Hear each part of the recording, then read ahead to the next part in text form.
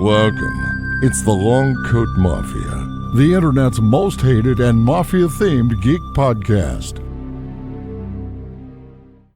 Hello everyone, welcome to a brand new episode of the Long Coat Mafia podcast, the internet's most hated and mafia-themed geek podcast. Is I, the Reverend Godfather, the show's main host and frontman, and this week we bring you the first of many panels/presentations we got from E.C.B.R.O's second annual Bigfoot Convention/conference, depending on how you want to classify it. And the panel we're bringing you is Zach from the Southern Illinois Monster Hunters. He is the founder and team leader of this organization, and he talks about a lot, what he's got, what he brings to the table, what he's done, what he's doing, and so forth and so on. I do advise you to check it out, but I do want to give you all the standard disclaimers that I give with every panel recording that we provide for you. And the first off is that we like to bring you these panels, and the fact that we are bringing the convention to you. So therefore, this is Zach's content, not ours. And we are, again, grateful for Zach for letting us record this content and present it to all of you out there willing to listen to this content. Secondly, this is our first time working in a new type of setup. But before I say that, I want to say that out of everything, let me just say this. This part of the disclaimer is kind of confusing because, one, we were able to record directly into the sound system at this location where this convention, this conference was being held. And therefore, we weren't able to adjust the sound. Obviously, this convention, it's not really a convention center, it's a very large event center, and we were able to hook up into their system. We weren't, as a show, Long Coat Mafia podcast, we're not allowed to touch their sound system.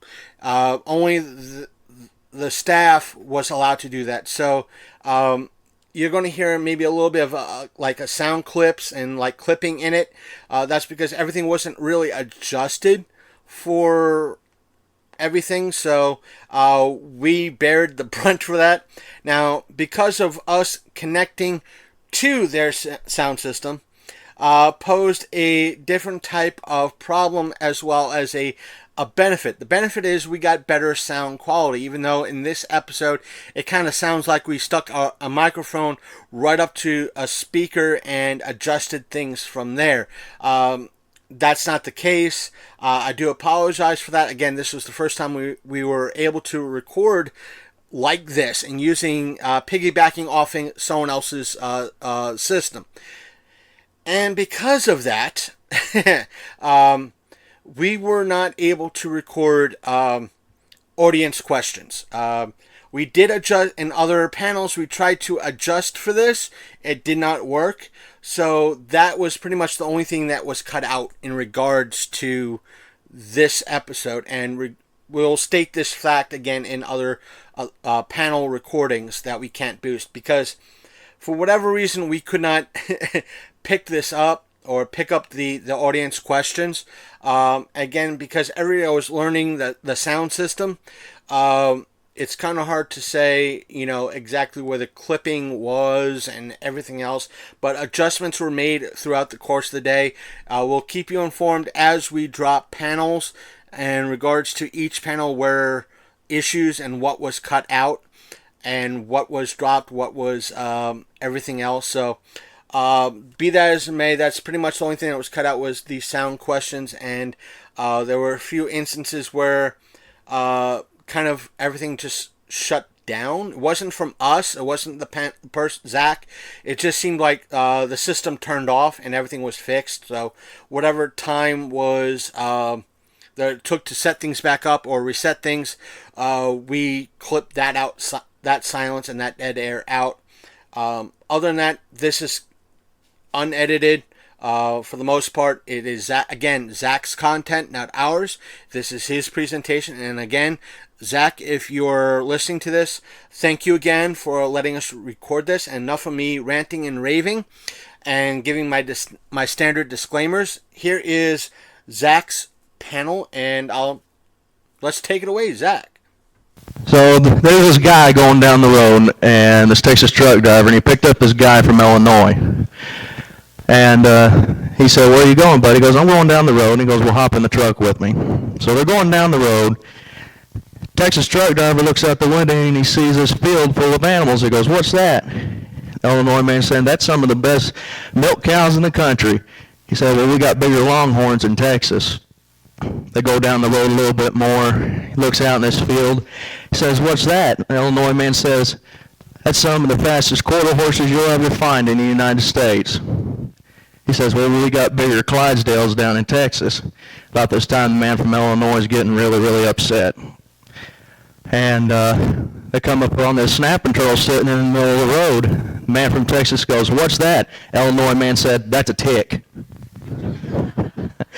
Well, everybody, welcome to the E.C.B.R.O. second annual Virginia Bigfoot Con. I am Zach Starrick, and last year I was the MC, and I guess this year I got promoted to speaker. So, especially everybody, before I get started off, give Daniel Benoit a big round of applause. He put this all together for all the great speakers that's come from all over this great country. Give you a little bit of a background on myself. I am a born and bred Southern Illinois native. I grew up on a cattle farm out in rural Williamson County, Illinois. And I started the Southern Illinois Monster Hunters back in 2015 with my mother, my brother, my cousin, and my best friend that we all went to school together. And it started there. Like I said, I am co-founder and team leader. Can you hear me now? Okay, so I started the Southern Illinois Monster Hunters back in 2015. Like I said, I am a co-founder and I am the team leader. I've been researching cryptid creatures and paranormal phenomena for the past 14 years. It all started whenever I had my first encounter with what I believe to be a Sasquatch back whenever I was 9, 10 years old in Randolph County, Illinois, up by St. Louis. And I started whenever I started getting older. I started getting out in the field a little bit more because Mom finally felt comfortable enough to turn me loose on my own in the woods.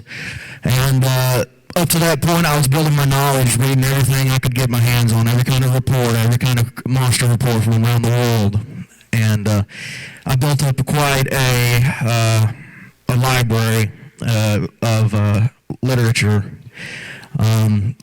And like I said, I first encounter when I was 9 years old. I heard the scream of the Sasquatch for the first time, and I'm 24 years old now, and it still resonates with me to this day. Born and raised in a little community called Attila. You will not find it on any map. Well, let's just make that clear. Let's just say it's between here. It's right off Route 13 in between Harrisburg and Marion, Illinois. If you don't know where that is, go see my map at my table. You'll probably find it. Like I said, founded the SIMH with my mother, my brother, my cousin, and my best friend. Gunner, my best friend, then there's me, and then there's my cousin John. Gunner is our head researcher. I'm the team leader. John is our tracker and whenever needed, a possible trap builder. Like I said, with the goal of the Southern Illinois Monster Hunters, if we're going to attempt to go and prove, if these creatures exist, I believe, if there's any kind of possibility, we will go and trap it. He is a master at his craft, and that's the reason I enlisted him. And then there's my mother and my brother. My brother couldn't make it today. He's still back home taking care of everything, but my mother is sitting back there at the SIMH table. Go back there and say hi if you get the chance. What is Bigfoot? The name goes and it varies from location, culture, and language. Other names of Bigfoot: Yowie, Skookum, Oma, Yeti, Yaren, Bushman, Hairy Man, Wendigo, Stonish Giant, Wild Man, Shadow Man, Monkey Man, Ukamar, Almasty, and Nandi Barung. Descriptions of Bigfoot vary from location and culture, size, hair color, habits, and appearance vary around the world. How many of us by show of hands know who that is? Okay. So that, you know who that is, you know the story behind that. That is the cornerstone that started it for a lot of us. The Patterson-Gimlin footage shot October 20th, 1967 in Bluff Creek, California by Roger Patterson and Bob Gimlin.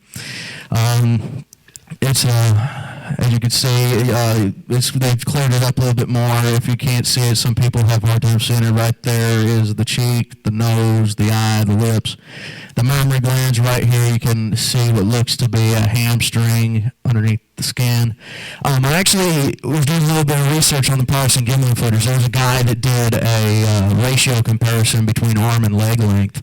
And the difference between us and Patty, a human's arm to ratio length difference is, I think, 40%. Whenever he measured Patty's arms to her leg ratio, it was only 20% difference, which goes to show you how just unique these creatures are. Earliest reported Bigfoot in Illinois come from Effingham, Illinois in 1912. A woman named Beulah Schroet reported that her and her brothers often spotted huge hairy creatures near their home in Effingham. This may have been the first sighting in Illinois, but it was not the first one in the Great Lakes region. As far back as 1839, witnesses in Michigan City, Indiana, were reporting a quote-unquote wild child near Fish Lake. Today we would call such a creature Bigfoot. Now, this is one of the first reports that's made. Some people, they'll find it two different places. I found this one first. The other one comes from Centerville, Illinois, up by St. Louis, and it happened, I believe, in 1889. And it was reported that a quote-unquote wild man was roaming around the outskirts of Centerville. Some of the most famous Bigfoot of southern Illinois, the Big Muddy Monster of Murfreesboro, Illinois, just right down the road from me. Big Muddy Monster reared its head out of the Big Muddy River back in 1972, I believe. It was first reported by a couple that was out at the Lover's Lane in Riverside Park along the banks of the Big Muddy River. And it sparked from there. The couple, who was well-respected members of the community, actually went to the police station with this report. And they sent the deputies down there. One of the deputies actually had an encounter with the Muddy Monster, and it scared him so bad that he dropped his handgun, and he refused to go back and get it. He got in the car, and he locked the door, and he left. He just didn't want to be there. The Red Man of Vanna, Illinois, about 20, 30 miles south of me. First reported, I read about it on the BFR website. It was a red-headed Bigfoot. A man on the outskirts of Anna Jonesboro area said that he saw what appeared to be a red-headed Bigfoot skulking around his dog kennels. The Tuttle Monster of Harrisburg, Illinois, just 15 miles from my house, one of my old stomping grounds. Bob's Monster was first reported in 1960, and all the way up to 1999, over 50 reports were turned in to the Harrisburg Police Department of this creature. Different appearances of this creature have been reported. The appearance of the creature differs. Some people have said that it was built like an anteater, but instead of having the long snout, it had a mouth that opened up like an alligator mouth. Some people said it was a Bigfoot-like creature, and another local researcher from Carbondale, Illinois, Mr. Bruce Klein with the Little Egypt Ghost Society, had an encounter that he turned into me that happened back in '69, I believe, whenever his family babysitter took him and his brother for a drive through Tuttle Bottoms, which is just north of a little borough of Harrisburg called Thor's Heights. And it was a pterodactyl-like creature that chased their car for a little over 5 miles through the bottoms until they got back on the Raleigh blacktop that goes between Harrisburg and Raleigh, Illinois. And then the Hamp Mine Monster of Hardin County, Illinois, Monroe Township. It's a little area between Cave and Rock, Illinois, and Elizabethtown, Illinois. Hamp Mine was a strip mine. They mined coal and they mined rock out of that mine. It was first reported back in the 60s. The townsfolk around Monroe Township was going and seeing a hairy upright creature being reported. Most notable report that came from this was the deputy sheriff. He was out doing a patrol of the mine area because there was some people getting in there stealing equipment and tools, and he saw the creature walking down the mine road. He pursued the creature to the mine pit itself, and the creature leapt down into the pit, and sightings ceased after that. The sightings ceased after that. The man turned his report into the newspaper, and Bruce Klein got his hands on it, and that's how I got the know of the Hamp Mine monster. How Bigfoot got to America. This is a theory. The earliest reports of Bigfoot in history come from Tibet and China. As wildlife migrated from Eurasia to North America, Bigfoot, like ancient men, followed the food. So coming from Russia, Siberia, China, Europe, during the Great Migration during the last ice age, while the ice caps was then the sea levels were fairly low, you had the Bering Sea land bridge. So, like ancient man, the Neanderthals, whenever they was going and they was following like the woolly mammoths and all the other wildlife for the food, I believe Bigfoot followed with them, just because, it's adapt or perish with evolution and just basically life, period. And then as the sea level rose and the land bridge sank, Bigfoot as a species was forced to set up home in North America. And there's been reports of Bigfoot from the northern tip of Alaska, throughout Canada, all across North America, Mexico, all the way down to Chile, South America. A theory on how Bigfoot showed up in Illinois, the Ohio River watershed. This theory among the Bigfoot community is that Bigfoot uses rivers for travel routes. If anybody knows, the Ohio River starts here in Pennsylvania, runs and borders West Virginia, Ohio, Kentucky, Indiana, Illinois, all the way to where it meets the Mississippi River at Alexander County, Illinois. But right off the river is all these other little creeks and smaller rivers that feed into the main river. What goes along the river? Crops. Usually where the water's going to be, that's where the wildlife is going to be. Deer, coons, bear, mountain lions, the whole kit caboodle. They're going to be where the water is, especially in the summer months. And you ain't going to find wildlife too far from the water source.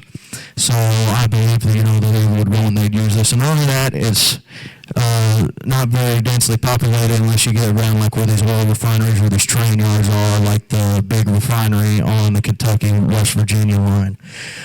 I believe they wouldn't really have a chance of being seen by humans, and all of that is past least resistance. Like whenever you go deer hunting, what are you going to do? You're going to be hunting the game trail, because that's past least resistance. That's basically the critter highway. So, and on that, I believe they were going to travel with the rivers and the creeks as well, because you got fish and you got water, you got abundance of berries, especially during the crop season. You're going to have soybeans, you're going to have corn, barley, what have you. Where did Illinois place in 2018 according to the BFRO? I contacted Amy Boo from Ohio, and she told me, according to the BFRO, member Amy Boo, in 2018, Illinois came in number 4 of all the states in the United States of America. The year before that, 2017, it placed number 2, only 2 confirmed reports behind Washington State's 12. Some of the evidence that I found in southern Illinois, I found this on a farm that I frequent. The theory behind the teepee structures is that, with me, it's a territory marker. The bigger the structure, the bigger the outfit that made it, it's basically he's flexing his muscle.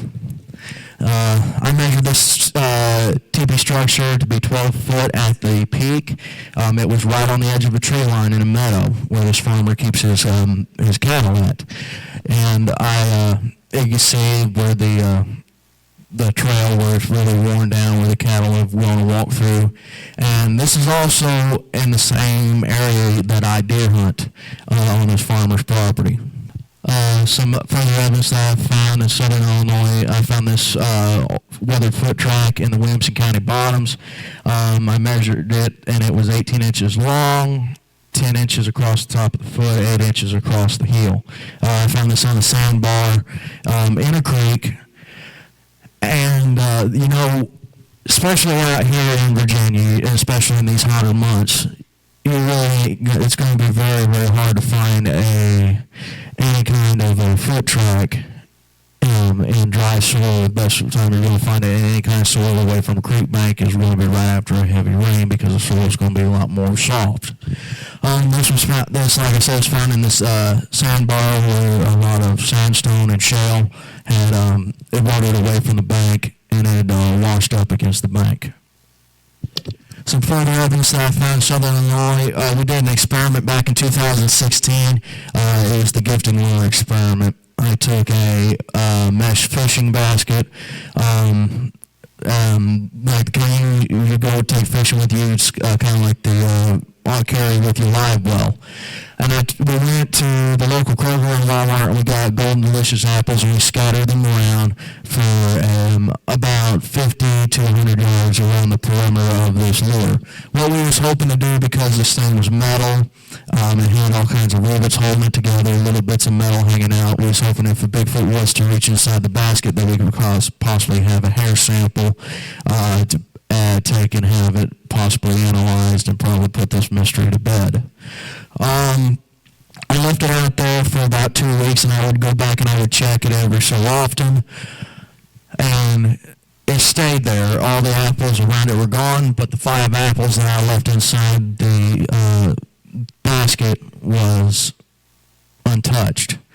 I went back to go pull it after about 2-3 weeks, and I found the tree that it was sitting in bowed over like this and pinned underneath the log.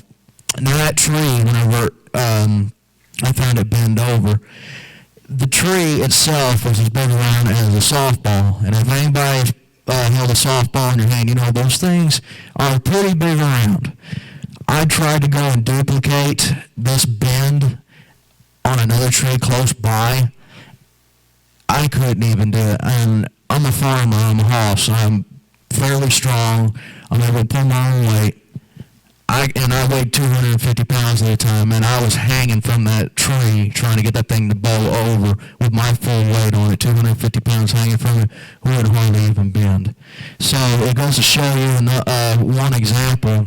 There'll be other examples, but one example of the upper body strength that these creatures have, just strength all around, that they're able to go and do something to this magnitude and to this likeness. Other evidence that I found in Southern Illinois, the tree in a tree. I found this back in January of last year. It was my first outing of the year. I went, and it's on an adjacent farm that they lease out to hunt. It was January after deer season. I was just walking through the woods just for the heck of it.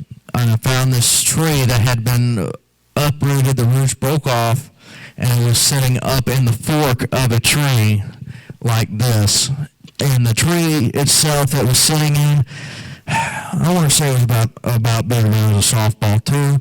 But this tree here, I measured up to 20 foot long, sitting there in that fork of that tree, and the root ball stuck straight up in the air. I tried to budge it. I had a buddy of mine come and try and budge it that was a rustler, and he could bench press 300 pounds. He couldn't even budge it, and he's really strong. We tried to move it together. Only way we could actually budge it is when we got come along in a block and tackle and started really jacking that thing up out of the tree. So that's another example of the power of these creatures. I recently have returned to this same area, and the termites have really got into this tree. They've ate through it, and the top half of the stump at the trunk has broke off, and it's laying on the ground. I had a professor out there back in May, and he estimated whenever this thing was still solid, it weighed in excess of 300 pounds at least. No, I did not. It was really dry then and everything, and we had a drought that year, so if anything was coming in there, it wasn't really leaving any kind of footprints. Sorry, I'm a little bit slurred. Further evidence that I found in southern Illinois, this was about 500 yards on down the trail from the tree. And the tree, this tree I found was bent over. This tree was about big around as an actual coffee can at the base. And it was bent over and pinned underneath a deadfall. The deadfall itself, as you see right here, had been there for about 8 to 10 years. They brought lumberjacks in there to go do a control area, clearing of the area to go and cut back on some of the trees, and they took it to the lumber mill. But some of the stuff that they cut down, they just left. Some of those trees that they cut down, they just went and they put in there to bring the skidders in, and the yarder to go and drag the trees they cut down out. And so, and you can see where this tree has gone and bent over. That tree has been there for a while because the bark where it was cut is black. Not the wood on the inside is black itself. I took 2 pictures to show you exactly just how big this thing is. I measured this one to be about 15 feet up a little bit right here at the peak. And I checked all around to see, if there was any kind of like human involvement, if there was any kind of like choker marks, any kind of scarring from a come-along steel cable could have done, any kind of block and tackle, any kind of wheel tracks that could have been in there from people bringing in like tractors, bulldozers. There was no disturbance at all. It was just the 4-wheeler tracks that was there, but they had really been washed out, and they hadn't been there for about 3 weeks. I asked the landowner if he knew about this. He did not know about this, and I said, well, how long ago was it you guys were in here? He said about 3 weeks ago. The theory behind tree bends and or as we call them marches. I'm sorry about the text. My PowerPoint got a little messed up. The theory goes many different ways. Some believe it to be a trail marker or a directional point for food or a water source. I believe it to be both. Some of them I've actually found not far along was a trail that was really heavily traveled, about 4 feet wide, really worn out dirt path through the woods. And some of them I've actually found that the way that they are bent over, they usually point towards a water source. This one right here, the way it was bent over, just right over the next hill was a really big creek. That was a real water source for the deer and the raccoons and the possums and the turkeys and all the rest of the wildlife that inhabited the area. You take it as you will. This is just what I'm presenting to you guys. But there's so many theories out there, but we gotta really keep an open mind on what they could be. Some of them I found to be pointing towards where a house was, and the farmer had grain bins out back that he kept unlocked, and he would go out and he would find, corn strewn on the ground with the door hanging wide open on his bin. Further evidence that I found in Ferncliff State Park in Goreville, Illinois, Johnson County, the county just south of me. This trackway was found on the crest of Round Bluff at trail marker 5. 3 tracks found along a dirt path, all measured 13 inches long, 7.5 across the top of the foot, 6 inches across the heel. Tracks at 4 feet apart from each other, showing a long stride. With the size of these tracks, I estimated this to be a younger one compared to the one track that I showed you earlier that was 18 inches long. This one was 13 inches long. I estimate to be a rather young subject. Young subject. Really had a pretty hard stride, and as far as running, I was running at a full sprint, and I could barely even make the same step stride as this thing. I measured the tracks from the heel of the back foot to the heel of the foot in front of it, and I didn't have any kind of dusting powder or any kind of plaster of Paris. I could have made a track if I wanted to because it was just really in the loose dirt, but you can still see definitive tracks. I kept trying to take pictures before I dusted them, and it really wasn't turning out. So I took a Daniel Benoit trick, and I used Angel Soft baby powder to go and dust it to go and bring out the details. Of course, when I talked to Michael Cook, that's a big no-no. So you live and learn, especially. It's a learning experience. This is a possible photo taken by me in late 2017. I took it off of an ATV trail on my farm in rural Williamson County, Illinois. The subject appears to be 75 feet away from where I took photograph. I didn't realize it was in the photo until I looked at it a couple of days later. And this structure that's right here was not built by Bigfoot. I built it. I used that as a turkey blind. This was right after fall turkey season. I'd gone up there and I'd built a little blind, and I took camel burlap and I stretched them across the two trees in front, and I took the sticks just to break up my silhouette. So that was not Bigfoot, that was me. And I go whenever I'm out there. You know, how many of us when we're out, we take pictures just because it's pretty out? With the scenery. Well, I was just taking pictures because it looked pretty out, and I wanted to go and show my granddad and my mother and my grandmother and my brother. And then another guy who was in a Bigfoot group that I'm in pointed it out, and he messaged me and he says, "You caught something." Seriously? You caught something? Where? And he pointed it out to me, and this is the original, and then this is the one that had been zoomed in. You can clearly see something right there that's peeking around the tree, watching me, where it looks like the head, the shoulder, the hand, a possible leg. This past November, I was honored to be part of the Small Town Illinois documentary by Southern Illinois University of Carbondale. I'll give you a little bit of a backstory on this. Right here is my good friend Adam Holbrook. I met him at a local lecture that Bruce Klein from the Royal Egypt Ghost Society was giving at the same library that I give a lot of my lectures at. And he saw my shirt, my Southern Illinois Monster Hunter shirt, and I said, "If you're going to do a crab watch, you got to include the Southern Illinois Monster Hunters." He goes, "Well, what'd you have in mind?" I said, "Well, I'd like to take you out on a night hike." And he said, "Okay, that's cool."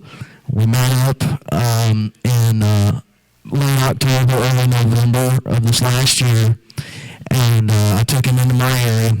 These are just some of the photographs that was taken.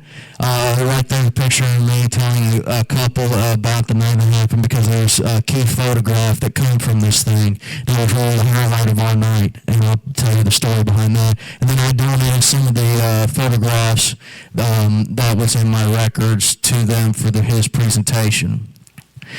Before I get into that, there's a type of a trick that we do. Some of us do, some of us don't, and it's called gifting.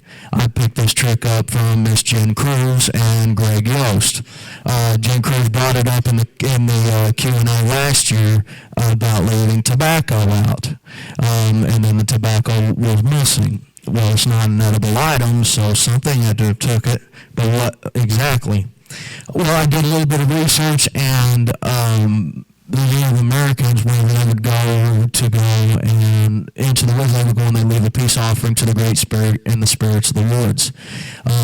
Alex Bob, he goes and he leaves tobacco in the woods. Sometimes Daniel leaves it, I leave it. The grandfather tree is what Daniel's gifting stump is to him. It's my place. It's the sacred place that I go and leave gifts for the Bigfoot. And it's really resulted in some good stuff.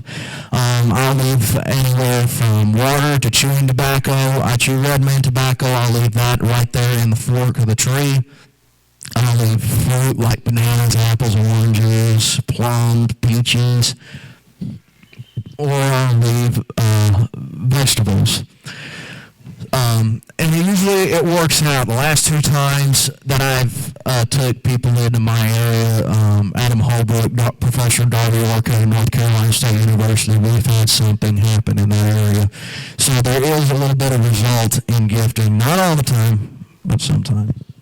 Another possible photo of Bigfoot taken by Adam Holbrook in November of 2018 for the Small Town, Illinois documentary.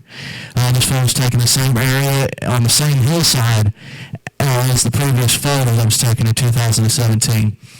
The story behind this photograph, I'll show you the cleared up version in a moment. We were walking along this trail and there's this tree right here that I call the natural tree stand. What it is a hickory tree, and it goes straight up, and it forks at the top, but the forks wrap around like this, and it makes like a little stool and a footrest. And I was explaining to him, how like a big cat would go and leap out of a tree on his prey, a Sasquatch could possibly do that. And he says, okay, I want to get a picture of this, so go ahead and move your light around on your headlamp, and so that way my lens can focus. And he had a Nikon camera. So I'm standing there like this, and me being too stupid to take my hat off, I'm going like this with my head trying to get his lens to focus. Well, the whole time, I'm seeing something out of the corner of my eye. And I'm looking over like this, and I'm seeing two sets of eyes looking straight at us. And he goes, bring your light back over here. My lens won't focus. I said, forget that. Look over here. I said, Adam, are you seeing what I'm seeing? He goes, I think so. I said, start taking pictures. Go. Boom, boom, boom. And he rattled off about 10, 12 photographs. And then this right here is the one that was the highlight of our night. He had gone and zoomed it in and cleared it up a little bit, took a little bit of pixelation out. What you're looking at is the eye shine of what we saw that night. That night, I don't know if you saw it in the previous photograph, I was packing a shotgun that night because, we've got copperheads out there, we've got rattlesnakes, we've got mountain lions, bobcats, we've got coyotes, wolves, and just recently they introduced black bear to the southern tips of southern Illinois. So the landowner says, you're taking people out here, they're your responsibility, so I'm going to take a gun, to add a little bit of extra protection, because, I just feel a little bit more safer after some of my past experiences. He takes a picture of this thing looking straight at us. And while he's sitting here going like this with his camera, he's saying, I think we got him. I said, you're kidding me. He goes, no, look. He showed me that, and he zoomed it in on this same photograph.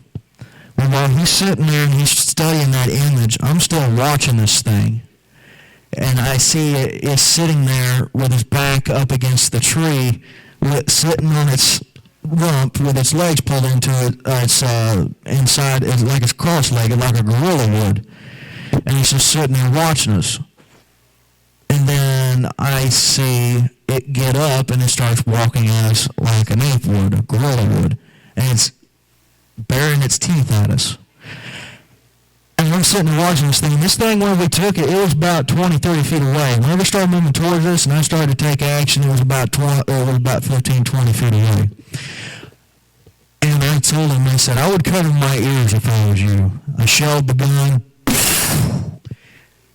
The two doors in front of us took off.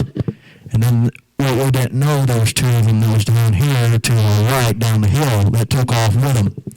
He's freaking out. I'm trying to keep him chilled out and everything. And I said, chill out. Just relax. We're going to get out of here okay. And I was really on high alert when that happened. We got back to the truck. He sent me this. And it's got me a lot of scrutiny and everything. But I put it out there, as my way of hopefully going to prove, that there is something hanging around in southern Illinois that goes by the name of Sasquatch. Some of the gear that I've carried in the field in the past, the Manus 500 that I got from Gander Mountain in Paducah, Kentucky, it's got about 50 different pre-recorded animal calls on it. You can go and call blast anywhere from birds to deer to elk, moose, bear, wolf, coyote, animals in distress. It works fairly well, and it's given me some, what I believe, audio evidence in the past. my homemade night camera. It's just a $20 camera from Walmart with a $1 flashlight. It looks primitive, but it worked until I was able to get my night vision camera. The original video camera that I used, I just got for $20, full power zoom. It works pretty darn well. I still use it to this day. Digital recorder, you'll find it there on my table. One of the most important pieces you should have in your gear pack when you're in the woods, because 9 times out of 10, you're going to possibly catch a Bigfoot on audio before you actually go and possibly see it. Flashlight and lanterns, you get, both atomic beam. You can get them at Walmart for $30 for the whole bundle. Also, I started using oil lamps and tiki torches to go and because with our ancestors that were having encounters with these things long before we were here, they didn't have flashlights, they didn't have electricity, they were using torches, campfires, and coal oil lamps. I also believe, that these things being primarily nocturnal, that they would have night vision like we would at high noon. I believe that the high beams from a headlamp would interfere with the night vision. If anybody looked through night vision and someone's flashed the light in front of that lens, it's going to blind you. So I started resorting back to torches and a coal oil lamp. And then my homemade parabolic that I retired this year, I just made it out of a $10 microphone, a funnel, and a piece of PVC pipe, and it works just as good as mine that's sitting on my table back there does now. So, really, saving money, usually what you can get, usually what you got around the house. You just got to be a little bit creative. Top 10 rules to being a good researcher, as told by Ed Brown. Plug him a little bit if you ain't checked him out. Check him out, Big Truth, on YouTube. Real nice guy. Rule 10, when in the woods, always have a recorder and always have it running. The Ohio Night Stalkers, Mike Miller and Mike Feltner, they're more famous for their audio evidence of Bigfoot in Ohio.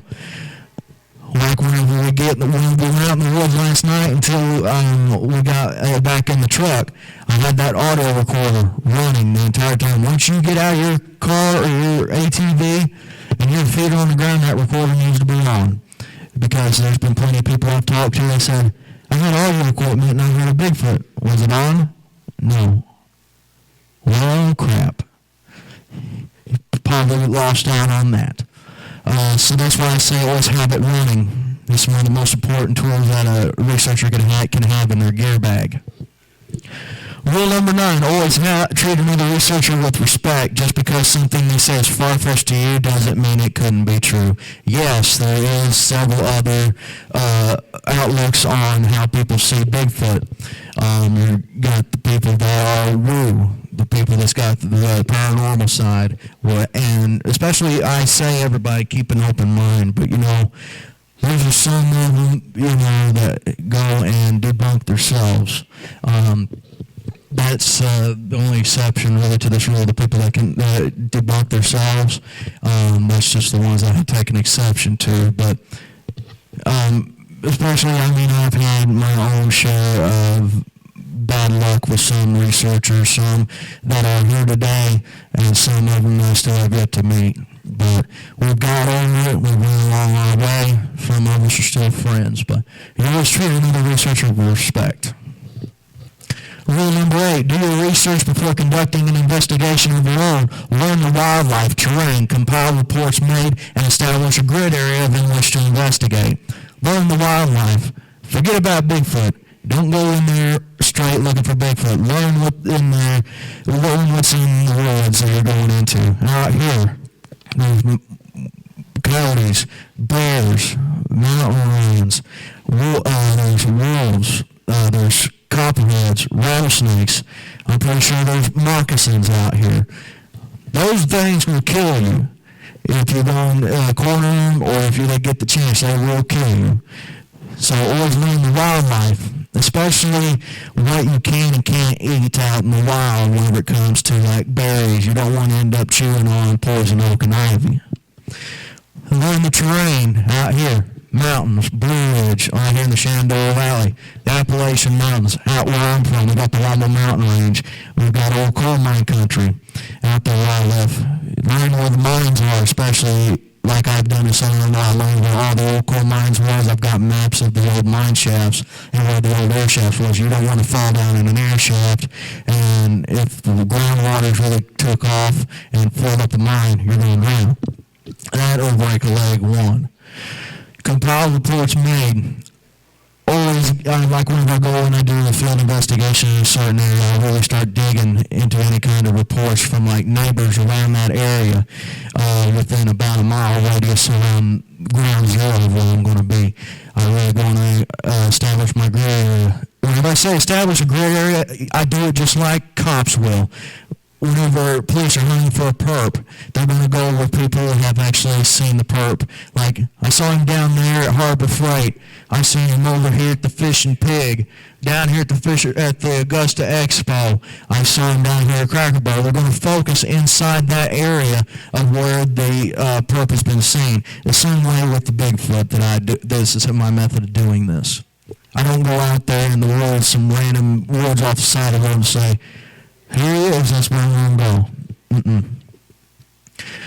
Rule number 7, don't be afraid to think outside the box. If you think that a certain experiment would be a good one to try, do it. You never know what the outcome might be. The outcome with the apple experiment, that was just out of the box off the top of my head. I tried it and seemed to have got some results from it. It wasn't the ones I was wanting, but it gave me possible evidence that one was in the area.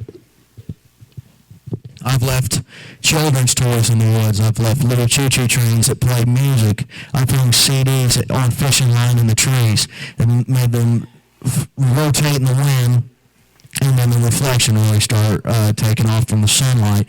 That reflection off those CDs will attract any kind of animal, like any kind of feline animal. Of course, it's going to attract any kind of curious animal. You know, just like shiny objects like deer, dogs especially. You've seen cats and dogs. They'll chase laser point on the floor. Same thing with these. Rule number 6, safety first. Always let a group of people know where you're going to be. If you're going to be without phone service, have first aid, etc. You don't want your family finding you in the next episode of Missing 411. I broke this rule yesterday and Michael Cook chewed me out over it. Of course, I know I screwed up. But always let a group of people know where you're going. Whenever I go in my research area, I always let at least 6 people know where I'm going to be. My mom, my grandparents, my brother, my dad, and my best friend, Gunner. I'll let them know where I'm going to be. I'm going to say, I'm going into Happy Hollow, and I'm going to be there for about 4 or 5 hours. If you don't hear from me by at least the 6th hour, call help because something has happened. There's been people that's gone out there in the woods, never seen again. That's why I'm saying always let people know where you're going to be, especially if you're going to be without phone service. Have first aid. I've made that mistake before. Almost lost this finger. Almost cut it clean off. Ended up being rushed to the hospital, about 30 stitches.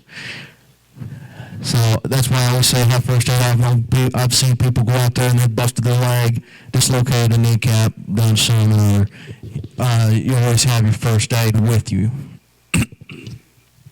Rule number 5, carry a pen and pencil and paper with you at all times. Documentation is key in field research. Document weather, season, time, description, what you were doing when you found the evidence, also leading up to whenever you had the encounter or found evidence, and afterwards. Say I saw a Bigfoot on the first trail off the coal road at 4:58 p.m. in the fall, right before a freak snowstorm. That's special details. You never know. Another person might have an encounter with a Bigfoot at those same special details. Especially my colleague and my good friend Baltimore Galvan Jr. He goes and he really documents like every kind of like the wildlife changes when certain animals come in and migrate. Whenever the robins come in, the weather changes, whenever the crops are finally getting planted, when they're harvested, when they start blooming, all that kind of good stuff. Always document a whole lot of things. You may be surprised how good that could be in the future for helping yourself. Rule number 5, be critical of evidence that you find. Rule out nature, wildlife, and human involvement when you are preparing to present evidence to the public, and be prepared for ridicule if and when it comes. Yes, it is coming. I've had plenty of it, and trust me, it doesn't get any prettier than the last time. Rule out the nature, bears out here, they'll climb up trees, and they'll get to the top of those trees. They'll either break them out, or they'll bend those trees over, or break them off halfway up just because of the sheer weight of the bear. Especially with the nature, be sure to rule out, because there's a lot of tree structures I've seen that's come out of this area. Be sure to rule out, any kind of wind damage, any kind of weather damage that could have been done to it by freak ice storm, snowstorm, windstorm, tornado, even flooding and washing out the roots and making that tree land a certain way. The wildlife with the bears, any kind of like animals that will climb a tree like a bear or a cat, and human involvement with a lot of the stuff that I've shown you guys with the arches and the structures. Be sure to check for any kind of like choker marks, any kind of saw marks, hack marks from a saw, a handsaw, or a chainsaw, or an axe. And also look for any kind of scarring from any kind of machinery that could have been tampering around with the tree especially. Rule number 3, make sure that your gear is prepped and up to date when preparing for a prolonged investigation in the field. Have plenty of batteries, plenty of gasoline for vehicles, and plenty of food rations to sustain you and those with you. Gear up to date. Perfect example, the girls in the corner over there, they've gone out and their gear has gone dead, batteries have gone out. I myself have been out in the woods late at night, my headlamp gone out after I've gone and I've changed the batteries out, but didn't bring an extra set with me, and I've had to hoof it out in the dark. Also, Daniel can attest to this, extra SD cards. Those SD cards will fill up pretty quick, especially if you're doing a lot of filming out there in the woods and taking pictures. Have plenty of gasoline for vehicles. Also, make sure that you got at least an extra battery charged with you to swap out in case your battery goes dead. In my area in Southern Illinois, I have been out in the woods and my side-by-side has run out of gas or the battery's died. And I've had to have people come in there and pick me up, or I've had to hoof it out in the snow or in the rain and heat, which is nobody's friend. And plenty of food rations to sustain you and those with you. Always, food is going to be pretty good, because people run out of food, they start getting cranky, start really getting grouchy with each other, and then they try to start eating each other pretty much. Rule number 2, stay warm in the cold months and hydrated in the hot months. Be mindful of your surroundings, have a set game plan, and backup plans in case error should happen. I've made this mistake in the cold months when I first camped out. They said it was going to be warm in the first week of November, and it was going to turn off cold next week. Well, Mother Nature had other plans. I went out there in a light sleeping bag and about froze to death. And especially hydrated in the hot months.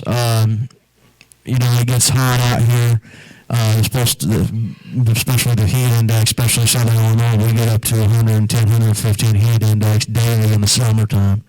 Always stay hydrated. Be mindful of your surroundings. I had a friend of mine, a fellow researcher that passed away here about a year ago. He was in the same research area that I frequented, Fern Cliff, and he was there with his family, and he fell and died from his injuries. Always be mindful of your surroundings. And have a set game plan and backup plans in case error should happen. So I'm out there with Daniel and he busts his leg. It got to be possible where they could come in there and airlift him out. And if not, have a way of actually dragging him out there on some kind of a skid after splitting his leg, so that we could actually put him in an ambulance, take him to the hospital. And those are what I mean by my game plan and backup plans. And rule number 1, when turning in a report or telling about your encounter or encounters, go to someone you can trust or a local trusted organization that's local. Every little piece of possible evidence in every encounter is instrumental in the quest to prove that exists. Especially whenever I tell people in Southern Illinois, if it's paranormal, go to the Little Egypt Ghost Society. If it's cryptid-related, come to Southern Illinois Monster Hunters. If it's in Kentucky, go to Michael Cook with Cook Cryptid Research. Carolina, Squatch Watchers. Minnesota, the She Squatchers. Or here in the Shenandoah Valley, go to Danny Benoit. Those are the people you guys want to go to. Always go local. And especially whenever it comes to the town, make sure they're well-trusted people and an organization that's actually going to take you serious. I don't discriminate whenever I get handed a report. I investigate just about anything and everything except the paranormal anymore. If you'd like to contact the Southern Illinois Monster Hunters, find us on Facebook at Southern Illinois Monster Hunters in the search engine. Find us on YouTube at Southern Illinois Monster Hunters SIMH, or you can email us at blimp, SIMH, at gmail.com. If you want to email me, it comes straight here, and I will read your email, and I will get back to you as soon as possible. It may take anywhere from 15 minutes to a couple hours. I will get back to you, I swear. Also, back there at my table, I've got my gear set up. You guys are more welcome to come back there and look. We got t-shirts back there from small to XXL with our SIMH Stanko Bump in the Night. We got our business cards back there. If you want to take those as a little memento of the day, you're more than welcome to. If you want to turn in a report to us, we got our forms back there with ink pens. Take them, fill them out, bring them back to the table. We'll read every single one of them, and we will get back to you. We appreciate just about every report we get in. Again, everybody, thank you guys for coming out. Thank you for having me. Thank you. Again, that was Zach's panel from E.C.B.R.O's second annual Bigfoot Convention / conference. I hope all of you enjoyed that panel. If you have any questions, comments on it, please send it to us here at the show at longcoatmafia@gmail.com, or leave a comment on our pinned post on Facebook, which is our Facebook page is facebook.com/The Longcoat Mafia Podcast. Or you can send us a direct message on Twitter. Our Twitter handle is Longcoat Mafia. And but if you want to follow any of our when we go to events or do interviews or so forth and so on, you can send us a direct message and follow us on Instagram by going to as well Longcoat Mafia. But while you're on Facebook, leaving your comment or leaving us a direct message on Twitter, follow us on Twitter, follow us on Instagram. We do if you're listening to us on YouTube, please leave a comment down below. We'll be more than happy to read your comments. But again, our email is longcoatmafia@gmail.com. We do read emails on the air. Again, special thanks to Zach. Can't thank him and Daniel Benoit enough for letting us cover this event and getting panels. Zach wasn't the only person that let us get panels, so stay tuned. Stay tuned to this podcast to get the other panels. We have several coming up. Next up would be the next panel to be released that we have is the North Carolina Squatch Watchers. That will be coming up, but I believe we have other things in the pipeline that have to be released due to either events that they want to help promote or other things in the pipeline that we might be somewhat contractually obligated to kind of cover. But if things, depending on how things fall, the next panel that we will be releasing will be the North Carolina Squatch Watchers.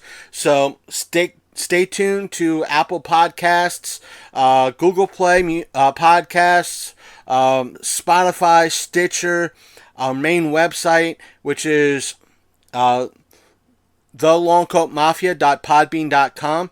The reason why I'm kind of including our main website in everything is because, one, even though I don't know if you're able to get our podcast through Google Play on your desktop or laptop, I'm just including it there. But if you're on mobile, you can always get us on Apple Podcasts, Google Play, Stitcher Radio, Spotify, the Podbean app.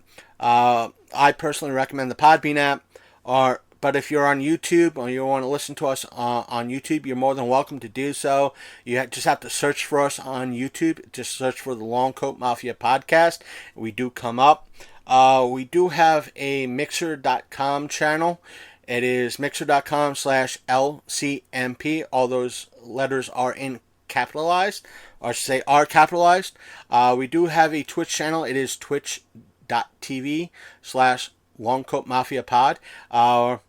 And I want to say that's pretty much about it. So I do recommend you checking us out on our main website, which is, again, thelongcoatmafia.podbean.com, because you're able to check like all our panels going all the way back to the beginning, like our Paracon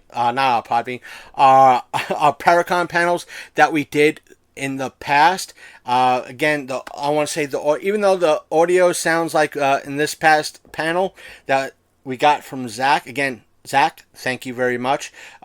Sounds like we put our microphone right next to a speaker. We didn't do that, but the panels that we got at this event are way better audio quality. Even though there were some audio problems, were way better audio quality than the Paracon panel. So we are learning. We will continue to learn, and hopefully next year, if we're invited back to the E.C.B.R.O's third annual Bigfoot Convention / conference, we will be better, more prepared, and know what to do.